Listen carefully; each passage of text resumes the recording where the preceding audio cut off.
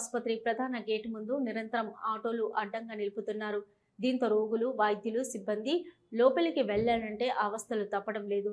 OP సమయంలో ఇక్కడ traffic పోలీసులను ఉంచే వారు ఆసుపత్రి గేటుకు అడ్డంగా ఆటోలు ఉన్నవారిని అత్యవసర వాహనాలు నిలపకుండా చూసేవారు. అత్యవసర వైద్యం కోసం వెళ్లేవారు పోలీసులు లేకపోవడంతో సమస్య మొదటికొచ్చింది.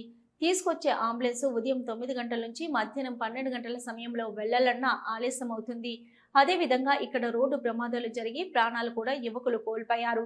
ఇప్పటికైనా ట్రాఫిక్ పోలీసులు అధికారులు స్పందించి ఇక్కడ ఆటోలు నిలబడకుండా తగు జాగ్రత్తలు తీసుకుంటే హాస్పిటల్కి వెళ్లే రోగులకు పోలీసు వారు మేలు చేసిన వారు అవుతారని రోగులు కోరుతున్నారు.